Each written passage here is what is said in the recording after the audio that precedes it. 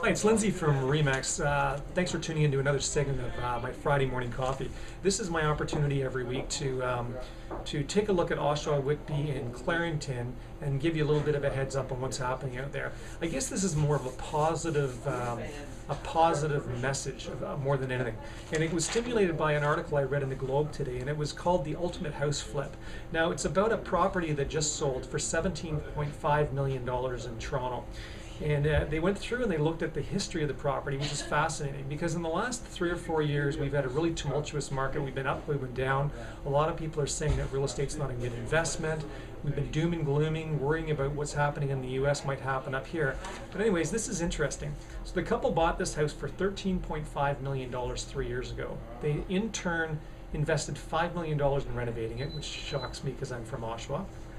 They severed off a lot on the property and they sold it for $6 million. So if you can believe, somebody paid $6 million for a 100 by 190 foot lot. And they turned around and sold it for $17.5 million. So they made a cool $5 million on it. So for all those people out there that say that real estate's not a good investment, I think this proves to them that, here's somebody with some foresight and a dream that they can actually make money at real estate. So who bought it? It was a European family that bought it, an unknown European family that are keeping it a mystery. And what they've done is apparently they had narrowed down between Boston and Toronto, and they chose Toronto because of our stable economy, our stable real estate values, and our stable banking system, and the fact that it's a very safe place to live, so they can bring their family across and they don't have to worry about it. Now, our government is trying to tighten things up, and on the 18th of March, there's some new financing rules come in, and I already covered that on one of my earlier messages.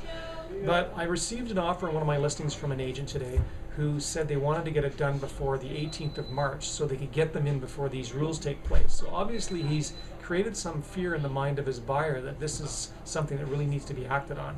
Just remember, they're not really significant rule changes. Number one, they've moved the amortization back from 35 to 30 years. The first 15 years of my career, 25 was the longest mortgage that you could get, 25-year amortized mortgage. Now it's 30, so it's bigger than it has been for the first 15 years of my career. The second change they made is you can only refinance your house up to 85%. This prevents people from using their houses like an ATM, and if they want to go and, like Flaherty said, buy boats and things like that, they're not allowed to increase their mortgage up past 85%. So it's putting a little bit of control on that. And the third thing is CMHC, Canada Mortgage and Housing Corporation, is no longer insuring loans or lines of credit registered against your house. These really have no really important impact on our business. So what I could say is that if you're looking at buying a house, jump in there, go out there and find the right property. And if you've got any questions, give me a shout at 434-5222 or just get me through my website, soldbylindsay.com. Have a great day.